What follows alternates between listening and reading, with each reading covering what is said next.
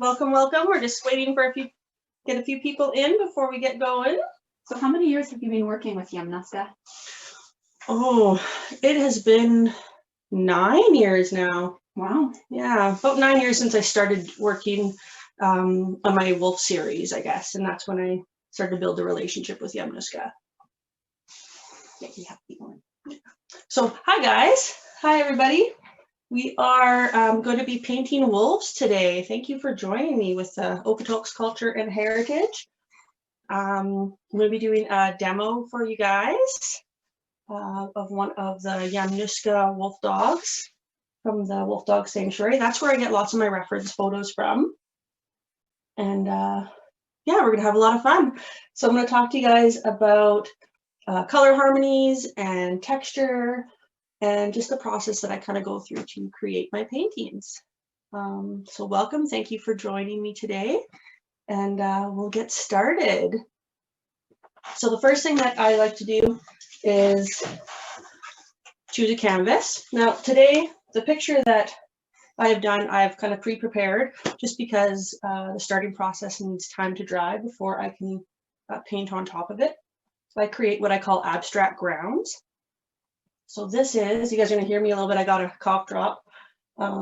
Just get a little bit of sore throat when I talk a little bit too long. And I've been doing a lot of talking lately, teaching my classes over Zoom. So, so this background is acrylics, but it's using a watercolor type technique. So I'll kind of go through that process a little bit for you. This one has some pastes and some gels and some other texturing techniques built up underneath. What I'm showing you today won't have that. And sometimes I do it and sometimes I don't. It just depends on kind of the look I'm going for. And I do teach classes in that. And I'm really excited to kind of show you guys that. I'll let you guys know a little bit more about those classes later on. So what I'm going to do is take my bright white canvas and start adding some color. This one I did do a glaze of yellow ochre first. Before I started texturing and then adding the color. This one is starting off white, and most of the time I start off on white.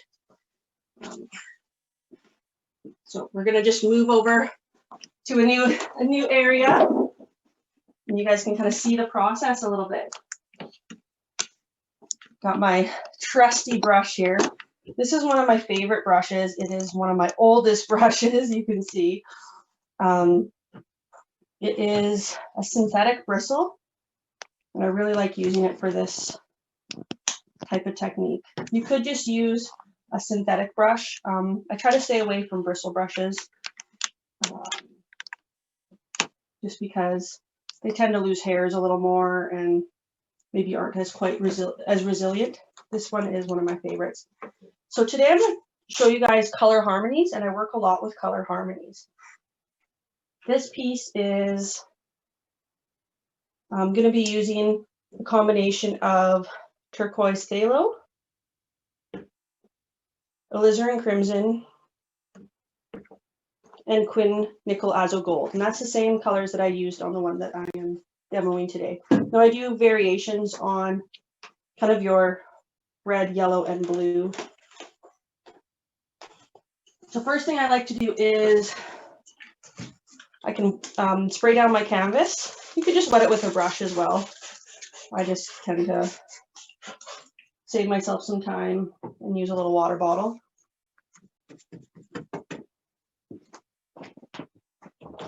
And then I add my colors to the corners of my canvases.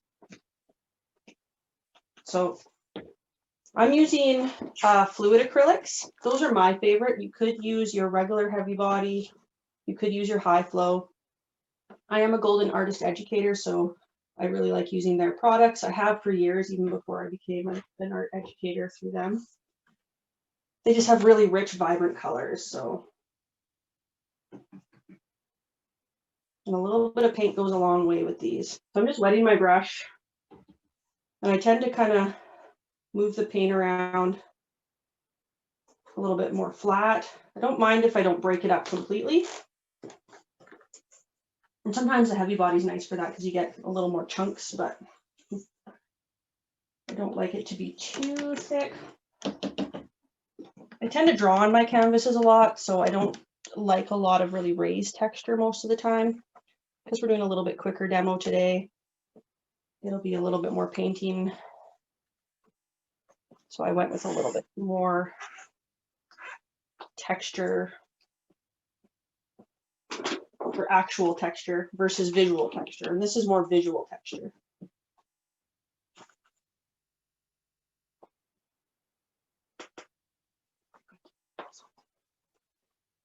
So we've got kind of our colors laid out here. I might put a little bit more of the blue just because I really like this turquoise color. And the turquoise is just a combination of your phthalo blue and your phthalo green. So if you don't have the turquoise, it is nice if you can have it pre-mixed, but a lot of people have the phthalo blue and phthalo green already in their paint kits if you are a painter. So what I'm going to do next is I'm going to do a little bit of kind of tilting to kind of let the colors mingle. I'll try to turn it towards the camera so you guys can see it a little better.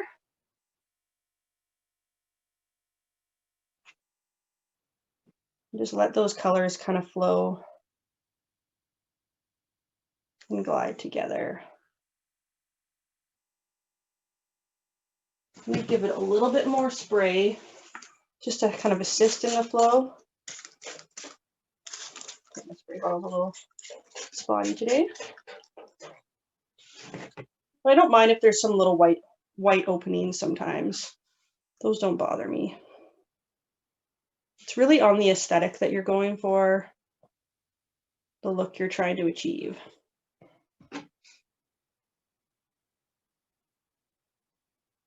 And just kind of give it that drippy, natural blend. Let gravity do the work.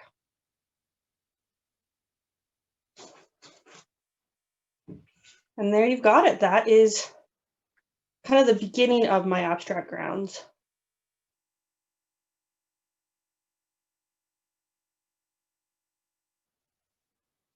So we'll move on to the painting. You see I got all colorful already.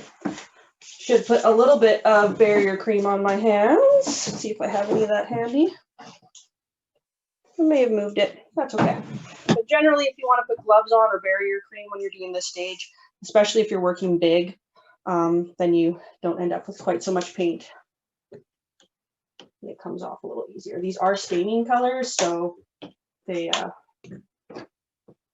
tend to stick around a little bit longer. And this is a modern color harmony. One of Golden's modern color harmonies, and I just love it. So rinse off my brush a little bit just so that that's nice and clean for later. And I'm going to get to the painting part. We're going to start working on our wolf. So I'm going to move back to our original setup and show you guys a little bit what I do once I get to the background's dry. I've got it sketched out, kind of how I start building up these wolves. Now, the picture I'm doing today is a howling wolf. It is the full wolf moon. That is on Thursday. So thought I would do a howling wolf with a little moon scape behind it. Now wolves don't actually howl at the moon.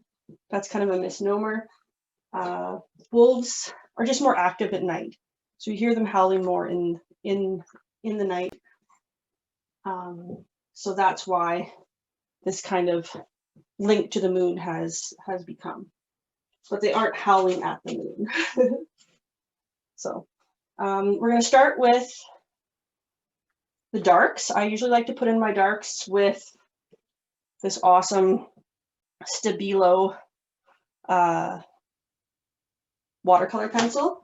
I'm going to try it, but it might not stick because I do have a little bit of ground built up underneath. If not, I'll just switch to some black acrylic. And I usually do mixed media. So my work is very fluid. I like to work with the mediums depending on what look I'm looking for, what it's my aesthetic. And I have drawn this in a little bit, so I could, some of it's already watercolor penciled in, so I don't need to actually put that Stabilo in yet. But you can see it's resisting a little bit in some places, and that's because I have some medium built up underneath it. So I might have to go back with a little bit of acrylics, which is fine. But I tend to work with watercolor pencil with my work. When I teach, I usually teach with acrylics. It's just a little bit more familiar to people. People are more used to how that works and how that flows. So I'm just kind of laying in my darks a little bit and bringing them out. And it's nice to have it pre-sketched.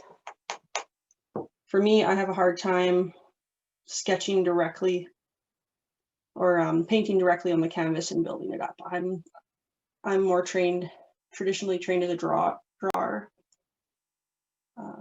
That's what I have my initial focus when I got my bachelor's degree or Bachelor of Fine Arts degree.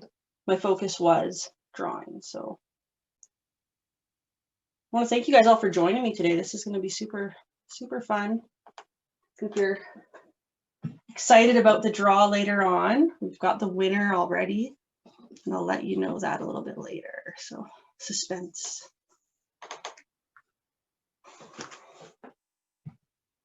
So I'm just letting those darks kind of build up. This is the part where it kind of starts a little slower. I have my reference photo, but I'm not being 100% true to it. I know the direction of the fur. Yeah, I'm definitely gonna have to start with a little bit of black paint because I'm just getting a bit of resist happening in different places. So I've just kind of got some carbon black, acrylic, and fluid.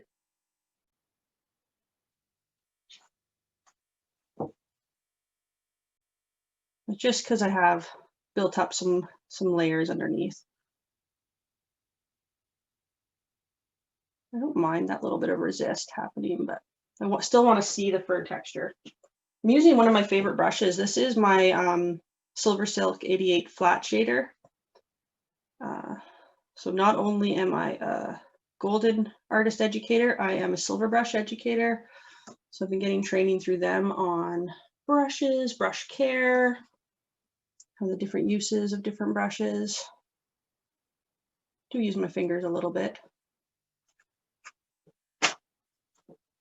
Not much though. Tend to use my paper towel more.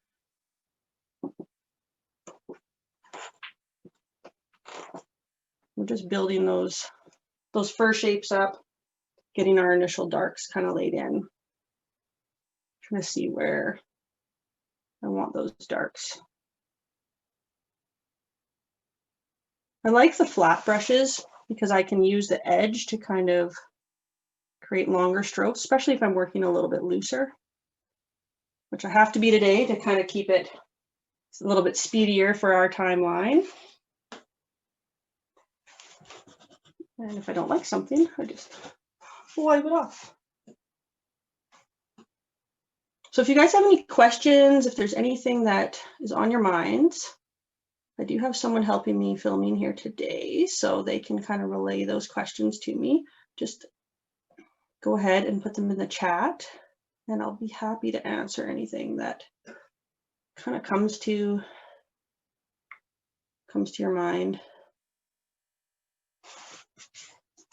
I'm just putting in my darkest darks right now, so.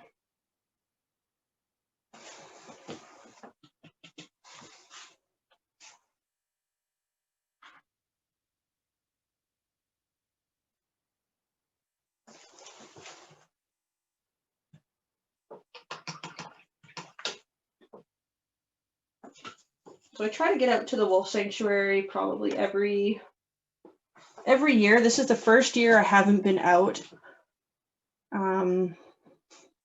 Like it's been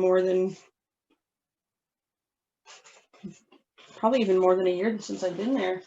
I try to go once or twice a year, so and get reference photos, kind of build up what some more interesting references and find new things to paint. So, and they have over, I think they have 36 wolf dogs at the sanctuary right now. They just got a whole bunch of rescues recently. I think about maybe 13 new rescues, something like that. So I generally know which wolf I'm painting. I am not 100% sure which photo this one is. I'll have to have to discuss it with the sanctuary staff. They're usually pretty good at helping me out. Usually I can tell by the eyes of the wolf or the color of the fur, but they are starting to get a lot that it's hard to remember all of them when you're taking the photos. This is a photo I took in 2018. I've used similar photo for some paintings in the past. I even have a Rainbow Wolf's Howling Wolf series that's a very similar silhouette to this, so I'm familiar with it. Makes it a little easier to paint on the spot.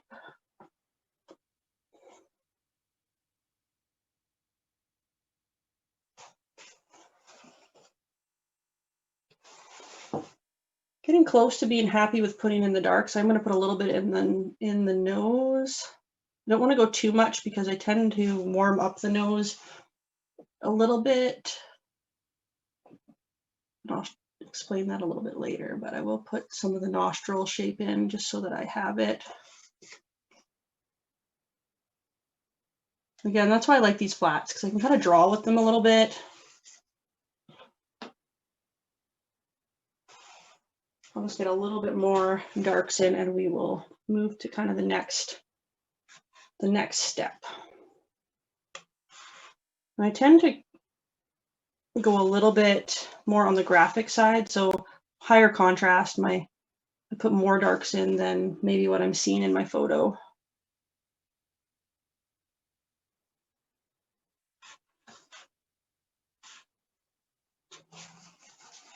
But I like to leave some of the underpainting showing as well, so I'll talk about that a little bit in a bit. I think that's going to be close to enough. I'll put a little bit more in the front,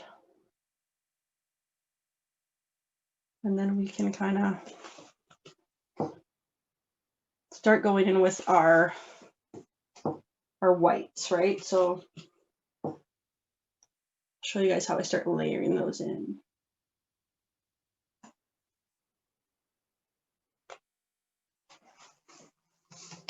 If anybody's been to the Wolf Sanctuary, let me know if you have any stories or things that maybe if you've got a favorite wolf dog out there.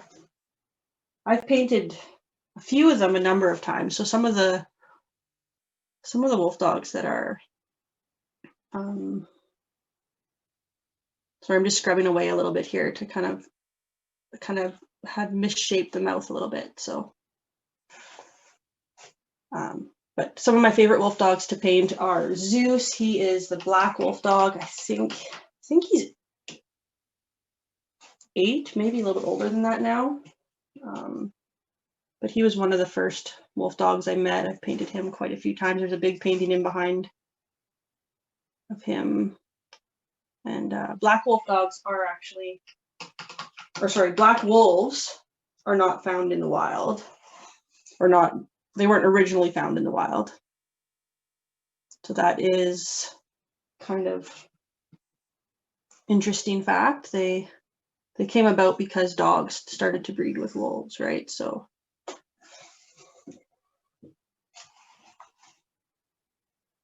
I'm just going to put a little bit of gray values in just to kind of show me where some of my shadows are but I'm not going to go too much with that because I can lay that in again later on when I get my whites in. Kuna is kind of their spokes dog. She is probably one of the first ones I painted as well. She's just beautiful, has beautiful eyes. And then there's Nova. He is the Arctic wolf. He is nice and bright white. And I have painted and drawn him a number of times as well. So, okay. Once we've got those darks in, we've got it laid out. You can see it a little better, I'm hoping now. We're going to go in with some whites. So I've got my little palette, just simple little palette.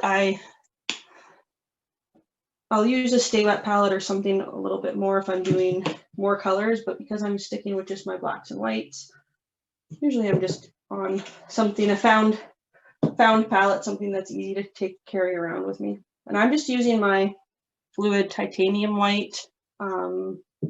Might use a little bit of my, you can see I use this a lot, satin glazing liquid to thin it down. I like to start with more transparent layer. I could be using a zinc white if anybody's familiar with that. Zinc white is your more translucent white. But I'm kind of creating my own with just titanium white and the glazing liquid. The nice thing about glazing liquid, I just added a little bit of both of those. The nice thing about glazing liquid is that it is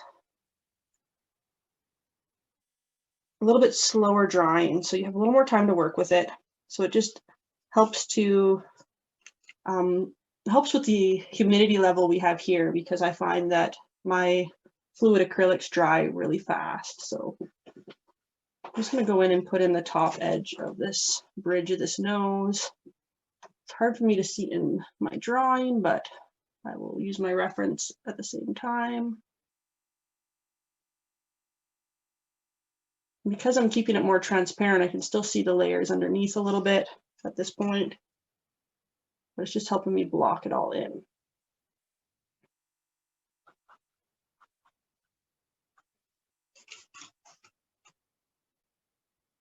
Still kind of try to pay attention to the fur texture, but because the muzzle is a little bit smoother, I don't put the texture marks quite as much.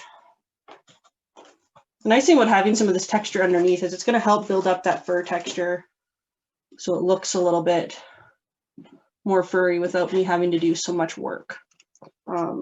That's kind of one of the reasons why I chose it for this piece, to have a little bit of that underpainting. This is a ground I would have painted at one of my classes or one of my workshops.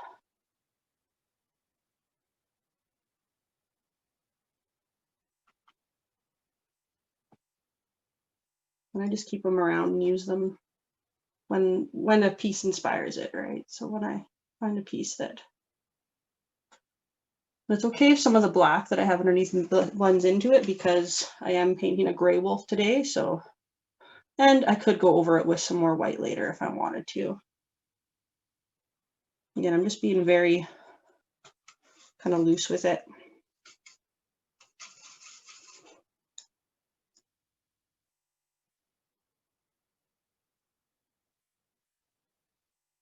Shape that muzzle a little bit. Now there's a little bit of dark around the lip line, so I'm not going to go all the way to the edge of the muzzle.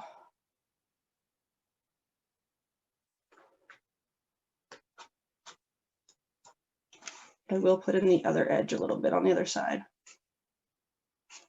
I just switched brushes to a bright. This one is a little bit longer handle. It's a little bit looser to work with.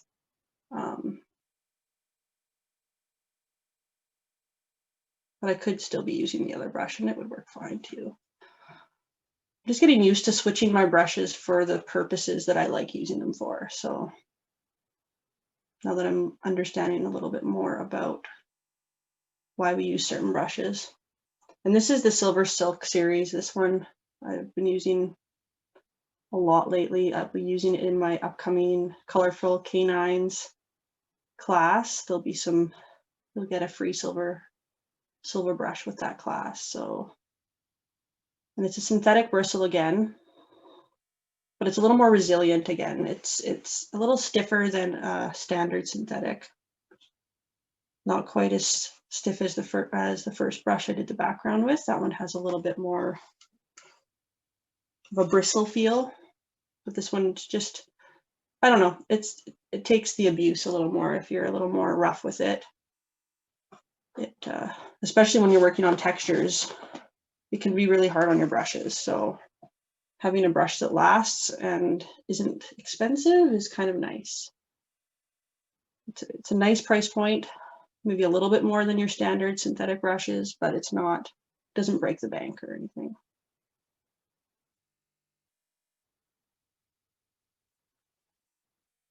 I'm going to do the forehead a little bit, bring that out. Gotta change the angle of my brush just so that I'm getting more of that furry texture, kind of lifting as I go. There's lots of different techniques for painting fur, and I kind of use a variety of them as I'm going. Went a little bit far out of my line there, so I'm just gonna wipe it back. And I use a few different texturing brushes, and I'll bring out some of those later to show you guys. But this is my, like, you can do a lot with just a bright or a flat.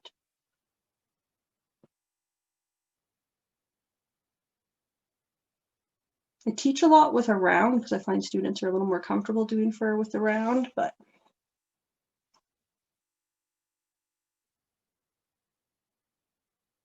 it's just understanding the brushwork a little bit.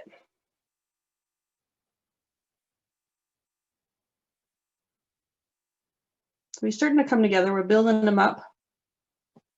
I got to decide how much I want to leave for the color popping through, like how transparent I want my layers.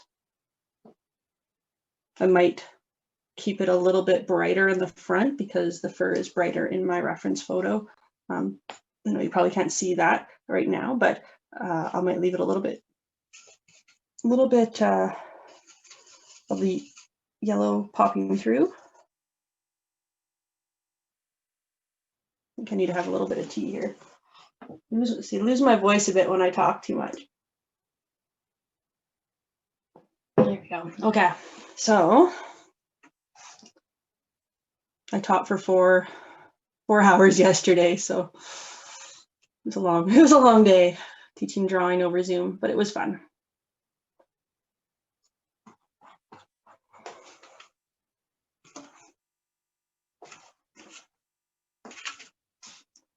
Try to keep this demo not too long so you guys aren't here with me all day. I know looks like it's going to be a beautiful day out today.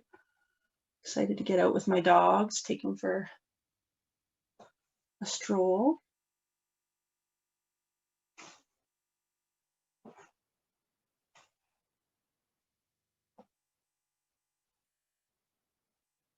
And I'm just building up a little more. You get a little more fur texture as you get into the neck and the cheek. So you want to make sure that you start showing that a little bit as in your strokes. I'm not putting quite as much of the glazing liquid in now.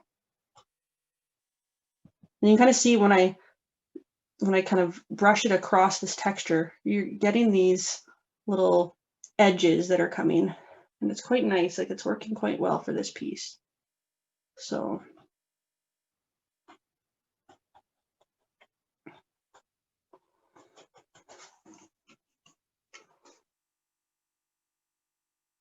in my colorful canines class, we'll be adding the texture more in the later stages.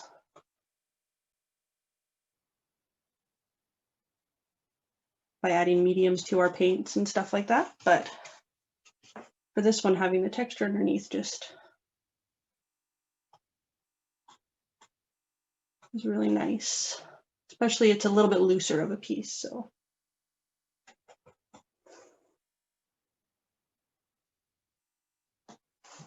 So this is going to be auctioned off by the Yamnuska Wolfdog Sanctuary next week. And it's going to help raise funds for Sona and Merlin. They are a couple of dogs. I know Sona's a dog. I'm not 100% sure if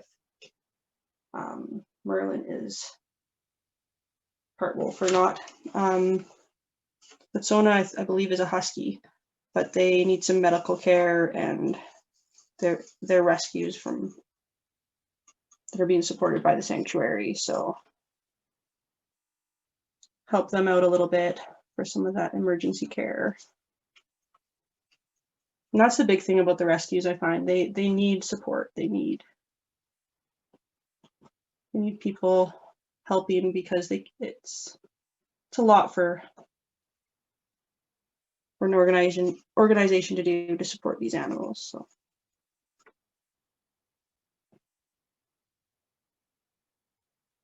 a little bit more about the wolf dogs. They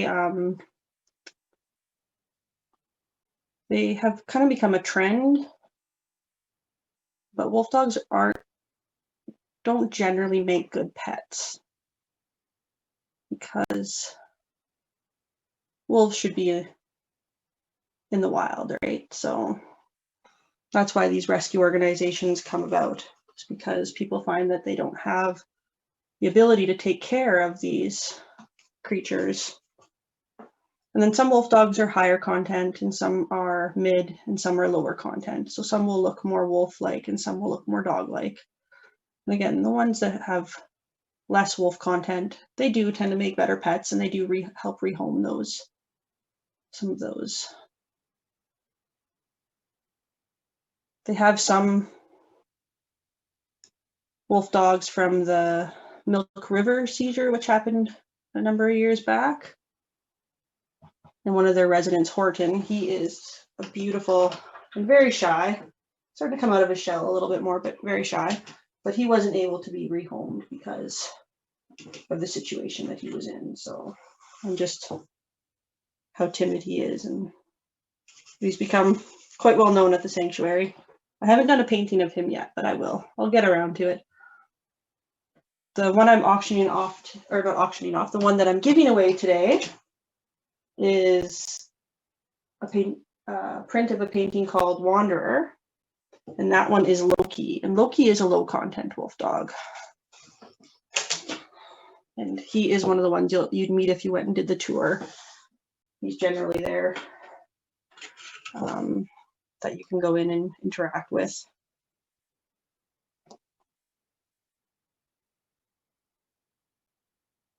Go. So I'm just building up that fur again. I've kind of gone back to a little bit less paint and a little bit more medium again.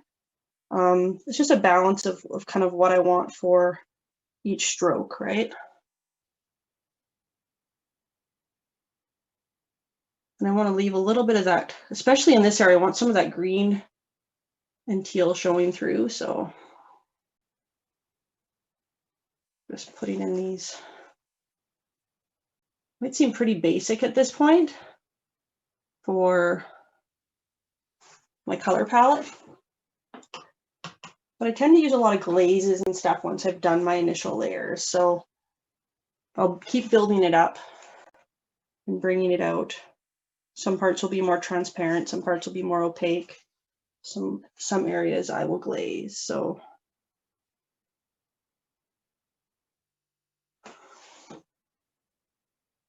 I want to bring out this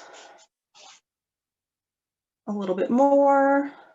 I'm going to soften this in. We're getting really close to starting up with a little bit more heavy body paint, which I do use a little bit to bring out the fur texture. I'm still using just my fluid acrylic and a little bit of medium or a little bit of water. Right now I've got a little more water in it.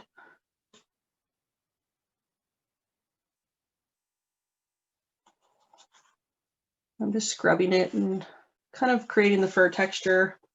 Again, not being completely true to my image because I don't have time to in this situation. Sometimes a looser approach is nice, right?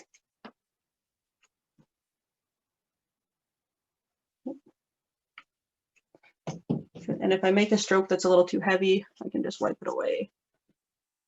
That's what's nice about having the medium or the water in there. Makes it a little easier to do that, especially if your paint underneath is dry. A little too heavy again. That's okay.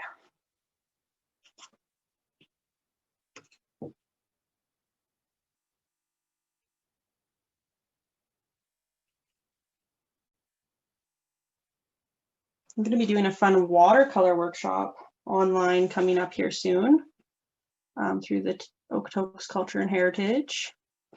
And that one is for teens and adults. So I'm saying ages 12 and up.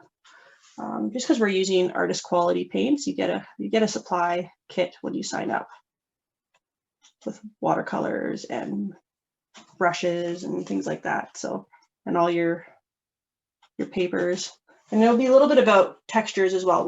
What textures you can have to paint on. There's lots of fun ones you can use with watercolors. So yeah, I'm liking that little bit of transparency happening through here. I thought I was going to leave a little more here, but I might go a little brighter with my whites. It's all a balance. It's a push and a pull. You kind of work on the painting as you're build up your painting as you're working on it. So put the edge of the ear in. I think I need a little more paint on my brush for that.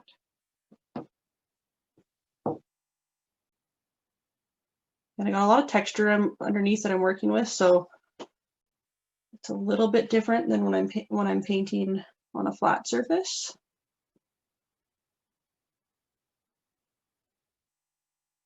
But it gives you a really nice effect.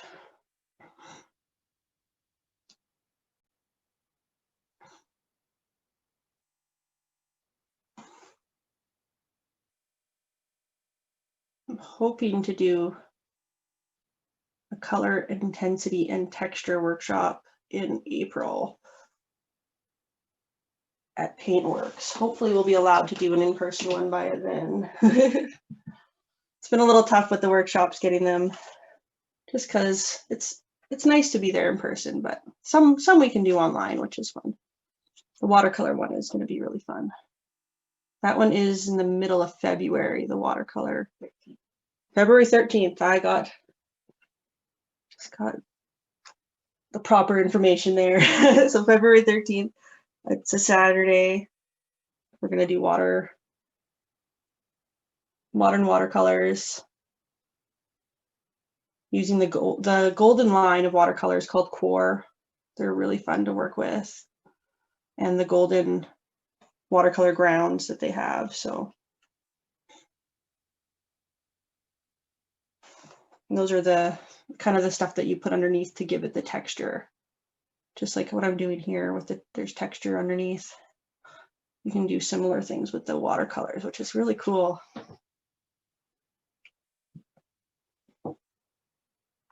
That was actually one of my favorite things at my golden training that I did was exploring more of the watercolors. I already have a very fluid style with the fluid acrylics, so it just translated really well. So I'm almost done putting in this initial layer of the whites. I know it took a little while, but it is a big part of the process for me. So and I could spend a little more time on it, and I might later on. Like this painting, although I would like to get it done in the time frame that we have, I'll probably have to put a little bit of time into it outside of this just to get it where I'd want it to be for auction. So we'll post that. We'll post a picture of it. We'll post a link to the auction once we get that from the sanctuary, and should be up for auction next week. Now I still have some black here. What's nice when you have the watercolor underneath, like I had some black watercolor underneath, I could brush across with my white paint, and it kind of gives me this gray value. So I don't have to mix a gray. It's already being created for me. So that's one of the reasons I like using the watercolors as my underpainting. This one has, again, I used more of the acrylics for down here, but up in here, there's still some of that watercolor of the initial sketch that I did. So, and I would build up some of those grays a little bit later on with some more paint. So I'm going to switch a little bit into my heavy body paint. So we've done glazing liquid with the fluid acrylics, and then I've done some just more straight fluid acrylics, and then I'm going to go into my heavy body paint. So the heavy body usually comes in a tube. It's not as viscous, and this is how you get more of the first strokes, where it looks more textured. I will mix in a little bit of my glazing liquid into it just to help with the brushability and the fluidity of the paint, but not a lot. And I'm switching to, I'm going to show you my amazing brush assortment. These are the ones that I use most of the time. There's a few new ones, a few new shapes I haven't really tried out yet, which I'm really excited to. But I'm going to switch to an angle brush, and it is a little bit stiffer. Again, this one is called Bristlon. It's a synthetic bristle. So I just had to open it up. This is a new brush, I think. Ooh, fancy. So I'm going to mix my white acrylic. I just got a dog hair in my paint. I do have dogs, and that is one of the risks having dogs in your studio is dog hair in your paint. So I'm just adding a little bit. You can see my palette. Got some of the white, and I added a little bit of my glazing liquid just to make it a little more brushable. I'm mixing it into my paint, but then I'm also going to take the excess paint off my brush and then grab some paint on the tips. And then what I like with the angle brush is that I can create these fur strokes that are a little more deliberate.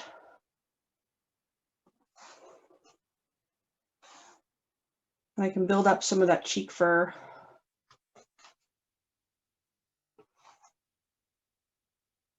Again, if I want to add some darker values back in later, I will. I'll add some of the gray tones in later and maybe do a little bit of glazing. But for right now, I'm just thinking of texture. I'm just thinking of strokes. These kind of lift up a little bit, some of these strokes in the front, and then some come down. So you're really watching your fur direction.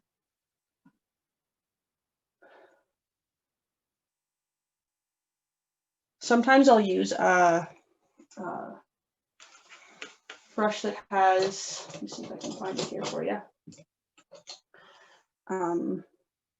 Like a grass comb or something that has a little bit of spacing in between the bristles. It's probably hard for you guys to see on camera, but the filbert grass comb is really nice. And that would give me finer fur strokes. But today I'm okay with these kind of thicker, looser ones. So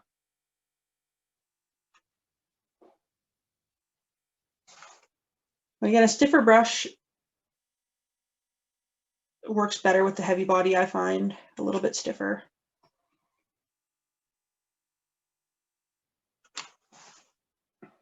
Oh, I missed this whole section of fur in here. I should put that in. Might go in and do a soft layer first. I think I'm going to start blocking in the moon a little bit just so you guys can kind of see it.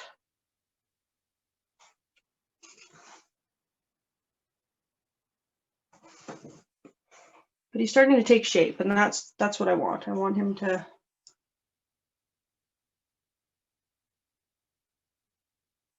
putting them in a little bit thinner first so I don't get a really thick application right off the bat. And I can kind of drag a little bit of it over. Then we'll go back to that bristle brush or Bristlon brush, I guess.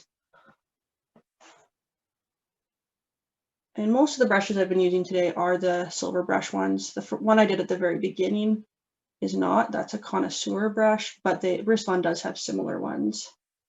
I'm just so used to that one. It's my go-to to start a painting with. I just feel comfortable with it. So that's a nice thing about brushes. Like, find brushes that work for you. Not all brushes that I use are going to work for you. And that's something that I've kind of tried to instill in my students, that you got to find your own way of making marks, your own way of utilizing the tools.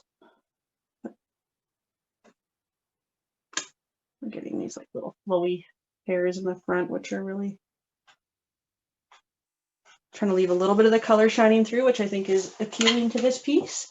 So I am going to go and block in a little bit of the moon. I'm going to do the nose and maybe the teeth a little bit, and won't keep you too much longer.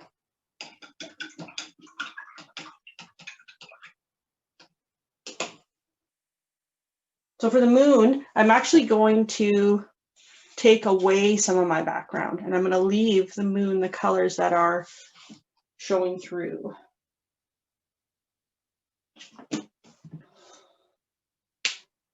So I'm going to use that black again. Use the black acrylics. I'm using the fluid. The carbon black is more opaque, so that's why I've chosen to use that today. You could use, I do paint a lot with the bone black as well, which is a little softer and a little more translucent. I'm just going to go in and I might do a glaze, like soften it a little bit, or a glaze over top later so that it's not harsh black. Or I might wipe it away a bit. We'll see. Things kind of develop as you paint. That's what's fun about it. So the nice thing about this brush is it's got a little flatter edge.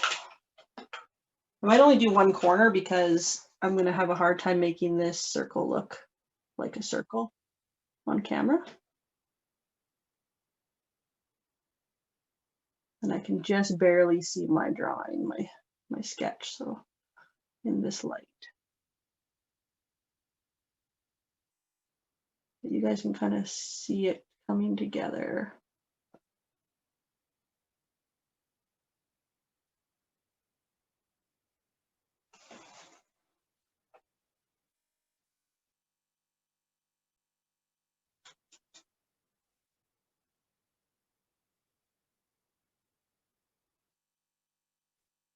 Here's the edge. Because there's texture, it's hard to make a nice circle.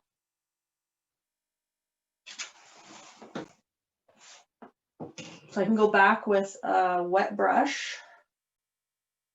Gotta find one that's clean. That's always the. This one might work. Oh no. Yeah, this will work.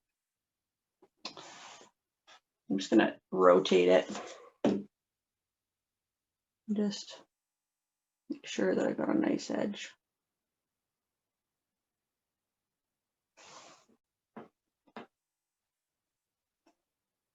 Hoping you guys can see that all right. It's a little tricky, again, to do on camera.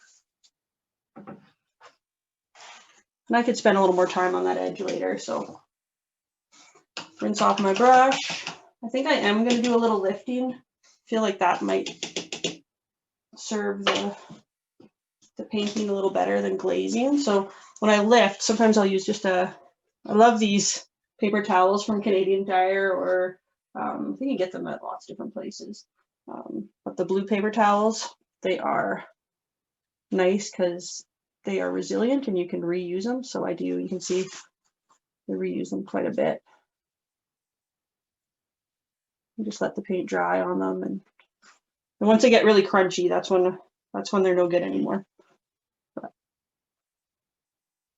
So I can just kind of rub the paint into the texture a bit and get that kind of softer look. And then my moon would go all the way around. So I think that's going to be a really nice element to this piece. I may put in a little bit of iridescent or something to bring out the moon. Those are all things you can kind of consider when you're doing a textural piece. And I would do the same thing with the iridescent. I don't think I have any that I can show you. No, but that's okay. Not at my desk anyways. But yeah, I would just burnish it the same way I did this onto here, and I can get a little bit of glow to the piece. I'm going to do the nose. The nose, I usually start to get a little bit into color when I start getting into my nose. I'm going to use, I should have put my colors out with labels because I can't tell which colors are here. I'm going to use my Ultramarine Blue and my Burnt Sienna. We have to ask my helper to go into the little cart right there, yep. And there should be a taller bottle like this of Ultramarine Blue. I forgot I don't have it in my setup. I have my mini paints. Yes, that's perfect. Thank you. Ultramarine Blue, and I have a Burnt Sienna here, which is good. I use so much Ultramarine Blue that I keep it in the bigger tubs, but the smaller ones, these are the 2 ounce size, or sorry, the 1 ounce size. They're handy, especially if you're doing classes and stuff. But when I'm in my studio, I have the big 4 ounce or even 8 ounce bottles. So I've just got a little bit of both of those colors on my palette. I'm gonna make sure I don't have too much paint on my brush now, because I don't want, or sorry, too much water on my brush now, because I don't want it to go really watery. And usually when I'm doing the nose, I like the warm tone of the nose to come forward, the front of the nose to come forward a bit. So I will mix a little bit of the Ultramarine Blue, and then I'll start adding the Burnt Sienna. You could use an umber or a burnt umber light.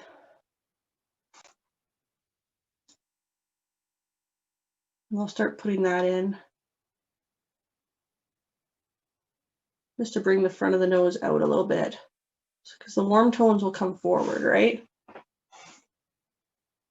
Once I get some highlights on there a bit and things like that, it'll really pop. So, and then I'm going to take that same color. I'm going to mix a little bit more blue into it. You almost make like a Payne's gray. I really like the golden Payne's gray because it is more on the blue side. You kind of make like this Payne's gray color that, and I paint that in the side of the nose. I want my nostril to be the darkest. That's why I'm not painting it black. I might put a tiny little bit of white into that actually.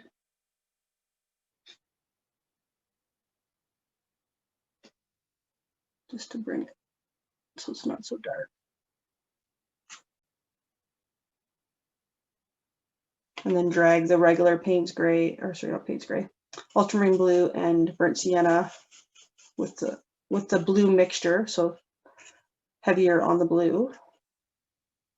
Just drag that on top there a little bit. So you kind of build up the layers. And I'm using a pretty big brush for this right now. You could switch to a smaller brush. But I find that these brights and these flats are really versatile. Got a little bit of the color where I didn't want it, so I'm going to take a wet brush and just wipe it back a bit.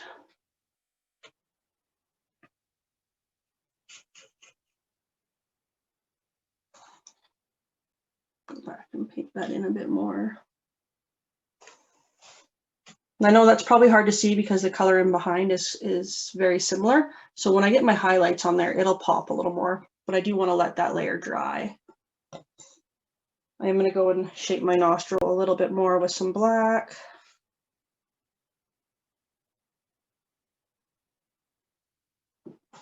Doesn't need much, honestly. I feel like I'm going to come a little down with the nose shape though. It's all these little tweaks you do, micro adjustments. That's what I call them when you're painting or drawing.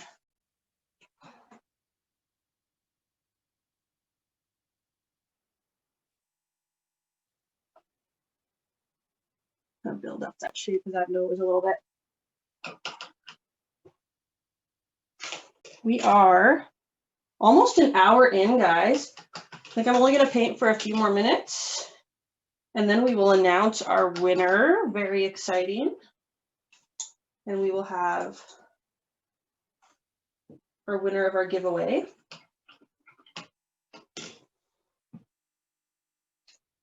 I think I'm going to put in the tooth because it looks very odd without the tooth in the front. I could add some of the back teeth in back here, but I could also keep it more in shadow and just have it a little more obscured.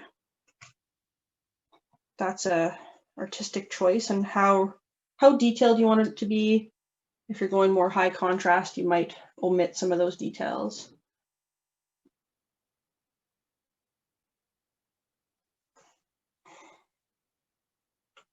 Might switch to a slightly smaller brush. You see, I'm always moving around with brushes. A lot of people paint with one brush. I find I just like choosing the tool that I don't even have any paint on my brush right now. I'm just moving the paint around that's there already.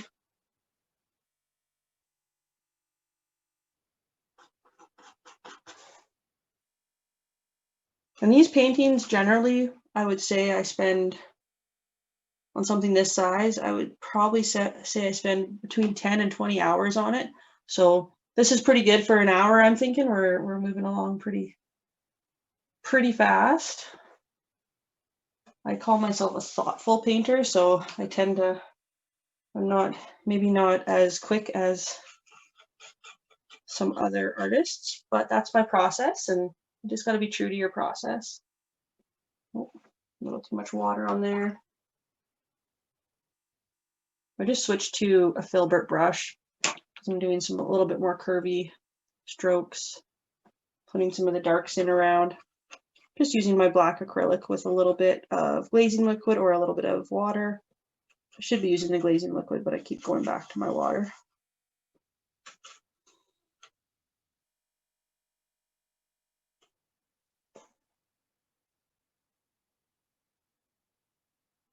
I could just build up some of these like fur textures a little bit around the mouth and just build it up a little bit more. And kind of start seeing it take shape. That's the really important part. He's starting to kind of look like a howling wolf. That's the goal, right?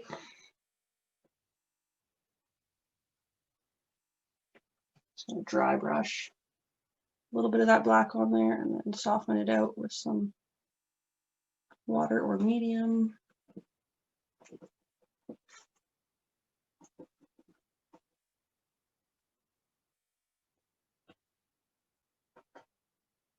I might get my helper to pass me one of those little mini canvases right behind you.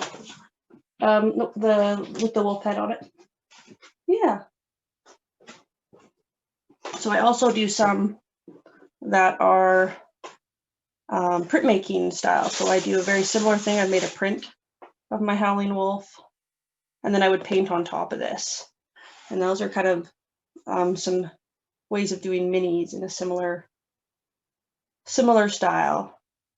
So there's lots of ways to work with the paints and kind of explore the mediums and stuff. I really enjoy working with acrylics because they are so versatile. I'm going to leave the painting kind of at this stage, I think, but it will get complete in the next day or so. And we'll post the finished picture up on Instagram and Facebook, and give you the link for the auction for the Yamnuska Wolfdog Sanctuary. Just a reminder, I'm doing a Colorful Canines workshop on February 27th, I think. Yep, Saturday, February the 27th. That one is bring your own photo of your own dog, and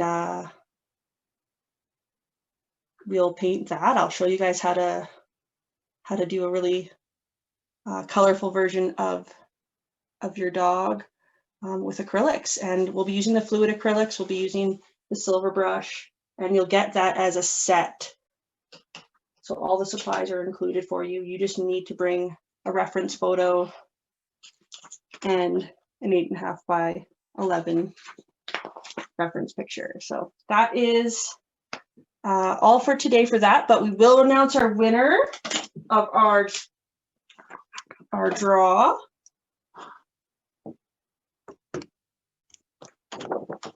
Awesome. So we have this beautiful 11 by 17, I call it beautiful, thank you. 11 by 17 print called Wanderer.